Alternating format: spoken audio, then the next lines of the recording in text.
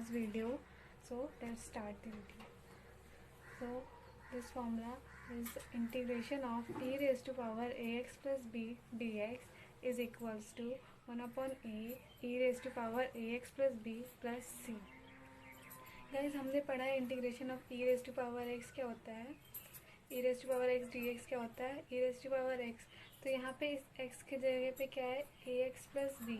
सो तो e raise to power a x plus b का भी क्या हो जाएगा, e raise to power a x plus b, और जो एक्स के साथ मल्टीप्लाई में है वो डिवाइड में आ जाएगा plus constant. So I hope guys आपको ये समझ में आया होगा।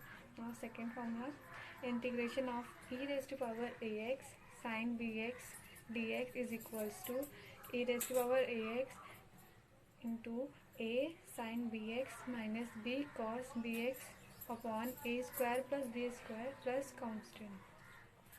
गैस ये क्वेश्चन डायरेक्ट पूछ ले जाते हैं एग्जाम्स में, तो आपको ये फॉर्मूला याद करना पड़ेगा। इसमें बस क्या होता है, जैसे e raise to power a x sine b x d x है, तो यहाँ पे ये दोनों फॉर्मूले में ये सिमिलरिटी रहेगी। E raise to power a x plus a square plus b square आएगा नीचे, और a sine b x minus b cos b x ये होता है।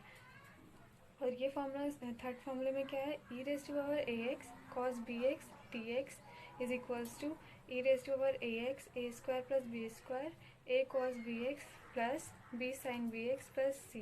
गैस इन दोनों फॉर्मूले को अगर आप ध्यान से देखो तो क्या सिमिलरिटी इन दोनों में, e raise to power a x a square plus b square, e raise to power a x a square plus b square, दोनों में कॉमन है। बस यहाँ इस वाले फॉर्मूले में क्या है, सेकेंड वाले में ए साइन बी एक्स है, तो ए साइन का है तो ए साइन बी एक्स है यहाँ पे, तो ए साइन बी एक्स आया। फिर उसके बाद क्या बचा, बी कॉस बी एक्स, और ये माइनस का साइन आपको याद रखना पड़ेगा। ये वाला याद हो गया। तो अब इसमें क्या है, ये तो सेम है। फिर इसमें क्या है, ए कॉस बी एक्स बस यहाँ पे क्या है, प्लस का साइन है। यहाँ पे ए आ गया पहले, तो उसके बाद बचा क्या, बी, और बचा क्या, साइन बी एक्स। ये और ये सेम है। बस ये याद रखना पड़ेगा कि a raise to power x sine b x है, तो यहाँ पे मल्टीप्लाई में क्या होगा, a sine b x minus b cos b x. और अगर e raise to power a x cos b x का है तो a cos b x plus b sine b x. ठीक है, आई होप आपको ये समझ में आएगा। नाउ थर्ड, ये क्वेश्चन भी इस टाइप के भी इंटीग्रल आपको डायरेक्टली पूछ लिए जाते हैं। कुछ क्वेश्चन ऐसे होते हैं जिसमें जैसे पहले ये फॉर्मूला देखते हैं, integration of e raise to power x bracket f of x plus f dash x d x is equals to e raise to power x f x plus c, where f dash x is differentiation of f x function. इन question में क्या होता है, आपको इसी form में दे रखा होता है, e raise to power x दे रखा होता है और कोई फंक्शन एफ एक्स दे रखा होता है और उसी का डिफरेंशिएशन यहाँ पे दे रखा होता है। तो इसका डायरेक्ट इंटीग्रल हो जाता है e raise to power x f x plus constant. कुछ क्वेश्चंस में तो आपको ये डायरेक्ट दिख जाता है, और कुछ क्वेश्चंस में आपको ये थोड़ा मतलब मैथमेटिकल ऑपरेशंस लगा के देखना पड़ता है, फिर आपको दिख जाता है कि उसका डिफरेंशिएशन दे रखा है। तो ये ऐसे क्वेश्चन बहुत इजी होते हैं अगर आपको देखने में आ जाए तो। Now integration of f of x की power n into f dash x d x is equals to f of x की power n plus one divide by n plus one. ये क्वेश्चन इसमें क्या है कि एफ ऑफ एक्स है, उसकी power N दे रखी है कुछ, और यहाँ पे उसका डिफरेंशिएशन दे रखा होता है। तो इसका क्या होता है, डायरेक्ट अगर आप इसको, अभी मैंने सब्स्टिट्यूशन मेथड बताया नहीं है, तो उसका आप डायरेक्ट फॉर्मूला देख लो कि एफ ऑफ एक्स की power n plus one divided by n plus one, ये होता है इसका आंसर। यहाँ पे वो फंक्शन दे रखा होगा, उसकी कुछ पावर में दे रखा होगा, और यहाँ पे उसका डिफरेंशिएशन दे रखा होगा। तो उसका डायरेक्ट फॉर्मूला हो जाता है एफ ऑफ एक्स की power n plus one divided by n plus one. और यहाँ पे ये ध्यान रखना है कि एन जो है माइनस वन के इक्वल नहीं होना चाहिए। Now integration of f dash x divided by f of x d x is equals to log f of x का मॉड प्लस सी। यहाँ पे f dash of x is differentiation of f of x. इस तरह के भी question आपको direct दिख जाते हैं, ऐसे भी पूछते हैं बहुत सारे एग्जाम्स में।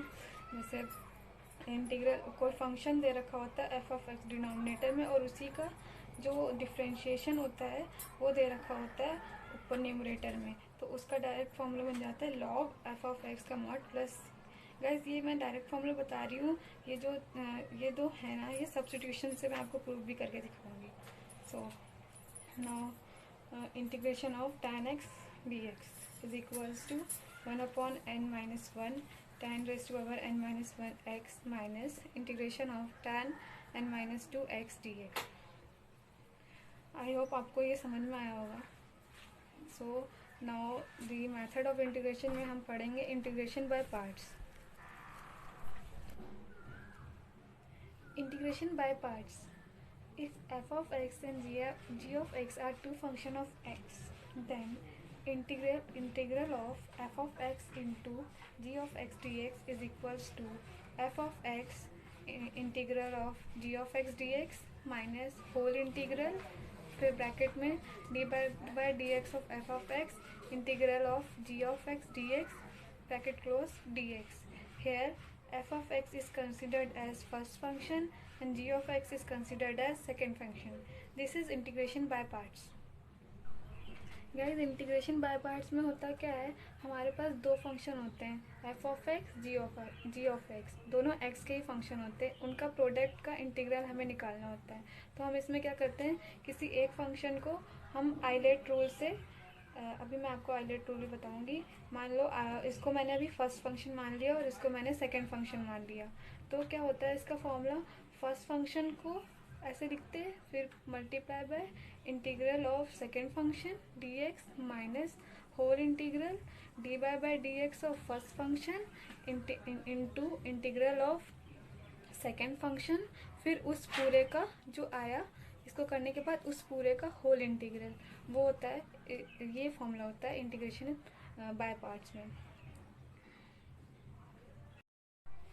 गाइस इंटीग्रेशन बाय पार्ट्स में हमें पता करना होगा कि अगर integral of f of x into g of x दे रखा है तो हमें कैसे पता चलेगा फर्स्ट फंक्शन कौन सा है और सेकंड फंक्शन कौन सा है। ये हम डिसाइड करते हैं आइलेट टूल से। आइलेट टूल में ILATE, आई का मतलब होता है इनवर्स ट्रिग्नोमेट्रिक फंक्शन, एल का मतलब होता है लॉगरिथमिक फंक्शन, ए का मतलब होता है अलजेब्रिक फंक्शन, टी का मतलब होता है ट्रिग्नोमेट्रिक फंक्शन, ई का मतलब होता है एक्सपोनेंशियल फंक्शन। इसमें होता है क्या है, we can choose first function and second function according to isolate rule, that is function which comes first in word isolate is chosen as first function। मान लो गाइस जैसे दे रखा है integral of sine inverse x और log x दे रखा है, मैं example के तौर पे आपको बता रही हूँ।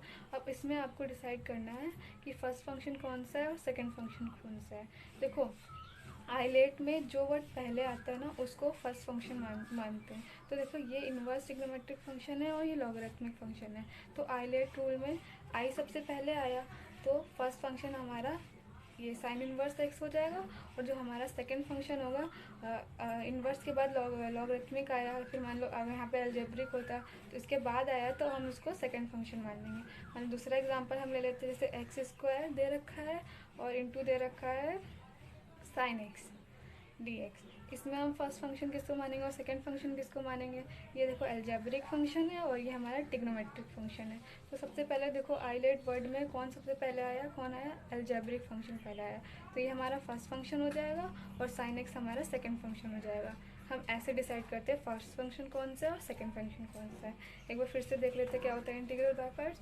The integral of the products of two function is equals to first function into integral of second function minus whole integral of differentiation of first function into integral of second function.